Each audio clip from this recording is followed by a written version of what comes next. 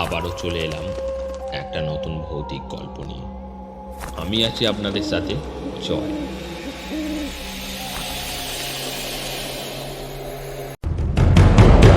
পশ্চিম মেদিনীপুরের গোপালপুর গ্রামটা চারিদিক থেকে জঙ্গলে ঘেরা। দিনের বেলাতেই সেই জঙ্গল ঘিরে অদ্ভুত এক নিস্তব্ধতা নেমে আসে, আর রাত নামলেই যেন ওই গাছপালা ফিস ফিস করে। গ্রামের পুরানো লোকেরা বলে জঙ্গলে কারা যেন থাকে, যারা মানুষের মুখ থেকে কথা কেড়ে নেয়। আমি সেই গ্রামে এসেছিলাম মামার বাড়ি বেড়াতে। আমার নাম সুমিত, কলেজে পড়ি কলকাতা, কিন্তু গ্রামে আসা হয়নি বহু বছর। মামা আর মামি আমাকে খুব আদর করছিলেন, কিন্তু প্রথম দিন থেকেই লক্ষ্য করলাম এখানকার মানুষজন রাতে প্রায় বাইরে বেরোয় না, এমনকি ওঠানেও নয়। একদিন রাতে আমি মামাকে জিজ্ঞাসা করলাম, মামা, সবাই এত ভয় পায় কেন?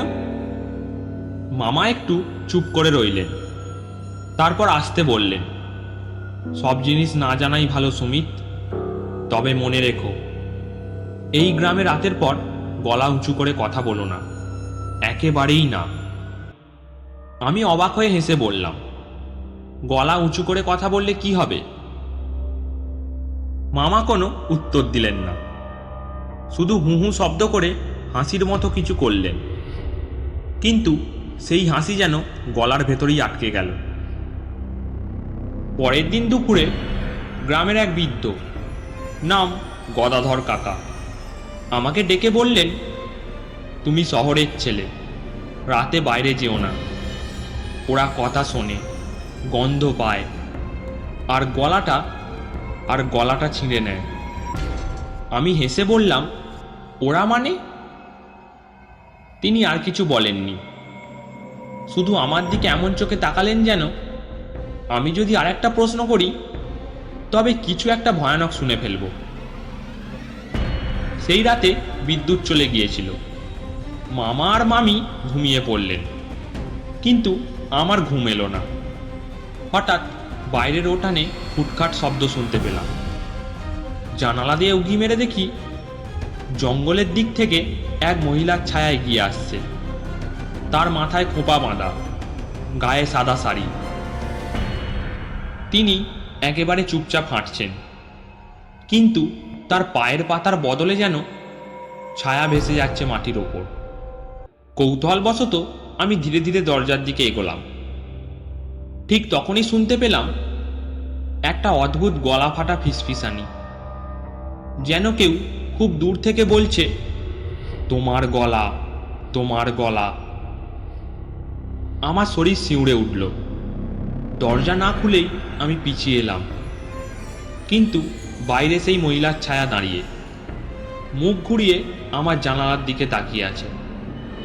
আমি বুঝতে পারছিলাম না মুখে কোনো ঠোঁট আছে কি না, কিন্তু তার চোখ দুটো রক্তের মতো লাল। পরদিন সকালে জানতে পারলাম পাশের পাড়ার হরিদাস কাকার ছেলে হঠাৎই বোবা হয়ে গেছে, কারোর সঙ্গে একটাও শব্দ করতে পারছে না। ডাক্তাররা দেখছে, কিন্তু কোনো শারীরিক সমস্যা নেই, শুধু জিভটা নেই, যেন কেউ শিকড় সহ ছিঁড়ে নিয়েছে। মামি কপালে হাত ঠেকিয়ে বললেন, আবার শুরু হলো। আমি জিজ্ঞাসা করতেই মামি আর কিছু বলেননি, শুধু বললেন, ওসব কথা বললে সন্ধ্যার আগে বলো, রাতে নয়। সন্ধ্যার পর গ্রামের চায়ের দোকানে গেলাম। সেখানেই বৃদ্ধ গদাধর কাকা ধীরে ধীরে কাহিনী শোনালেন। বহু বছর আগে এই গ্রামে এক গায়িকা মেয়ে ছিল, নাম তার রজনী। গলার আওয়াজ ছিল অসাধারণ, কিন্তু গ্রামের কিছু প্রভাবশালী পুরুষ তার প্রতিভা সহ্য করতে পারত না। তারা তাকে কালাজাদুর অপবাদ দিয়ে এক রাতে বেঁধে নিয়ে যায়, আর পুকুর পাড়ে দাঁড় করিয়ে জিভ কেটে দেয়, যাতে সে আর কোনোদিনও গান গাইতে না পারে। রজনী রক্তে ভেসে সেখানেই মারা যায়। তারপর থেকেই বলা হয় তার আত্মা জঙ্গলে ঘুরে বেড়ায়, যে কোনো মানুষের গলা থেকে শব্দ কেড়ে নেয়। প্রথম সে দূর থেকে ডাক দেয়, তারপর কাছে এসে এক ঝটকায় জিভ ছিঁড়ে নেয়। আমি ভেবেছিলাম এগুলো নিছক কুসংস্কার, কিন্তু 3 রাত পর আমার নিজের সঙ্গেই ঘটনাটা ঘটল। সেই রাতে আমি ঘুম থেকে উঠে শুনলাম জঙ্গলের ভেতর থেকে ভেসে আসছে নারী কণ্ঠের গান। গানটা অদ্ভুতভাবে করুণ, আর তাতে এক ধরনের টান ছিল। আমি টর্চ নিয়ে ধীরে ধীরে বাইরে বেরোলাম। বাতাসে শীতল কুয়াশা। গানটা স্পষ্ট হচ্ছিল, কিন্তু হঠাৎ গান থেমে গেল, আর শুনতে পেলাম সেই একই ফিসফিসানি, তোমার গলা, তোমার গলা। আমি কাঁপতে কাঁপতে পিছিয়ে আসছিলাম, কিন্তু ঠিক তখনই আমার সামনে দাঁড়ালো সে। রক্তে ভেজা মুখ, ঠোঁট নেই, দাঁতের ফাঁকে কেবল কালো শূন্যতা। তার হাতের নখ লম্বা, আর আঙুলের ডগা থেকে রক্ত ঝরছে। সে এগিয়ে এলো, আর আমার গলায় ঠান্ডা হাত রেখে চেপে ধরল। আমি চিৎকার করার চেষ্টা করছিলাম, কিন্তু গলা দিয়ে কোনো শব্দ বেরোলো না। শেষ মুহূর্তে মামা লাঠি নিয়ে ছুটে এসে আমার হাত ধরে ঘরে টেনে নিলেন। ভোরবেলা মামা বললেন, তুমি যদি আর 1 সেকেন্ড দেরি করতে, আজ তোমার গলাও থাকতো না। তিনি জানালেন, রজনীর আত্মা থেকে বাঁচতে হলে রাতে কখনো তার ডাকে সাড়া দেওয়া যাবে না, এমনকি কণ্ঠও তোলা যাবে না। কিন্তু সমস্যা হলো, ও এখন আমাকে চিনে ফেলেছে।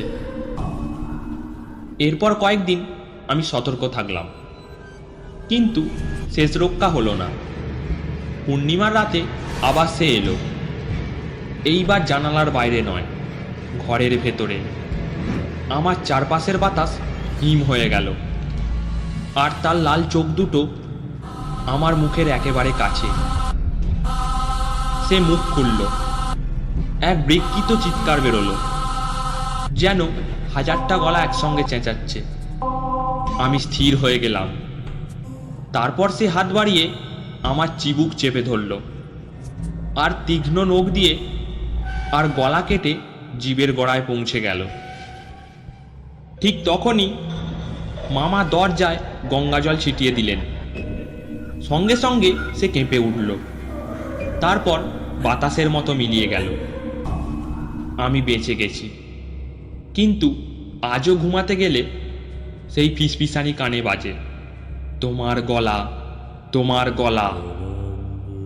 মামা বললেন, এই গ্রাম ছেড়ে চলে গেলে হয়তো রজনী আমাকে ভুলে যাবে, কিন্তু আমি জানি কিছু ডাক চিরকাল মানুষের সঙ্গে লেগে থাকে, যত দূরেই যাই না কেন। গল্পটা ভালো লাগলে একটা লাইক করবেন, আর চ্যানেল নতুন থাকলে চ্যানেলটাকে সাবস্ক্রাইব করুন, আর অবশ্যই কমেন্টে জানাবেন গল্পটা কেমন হয়েছে।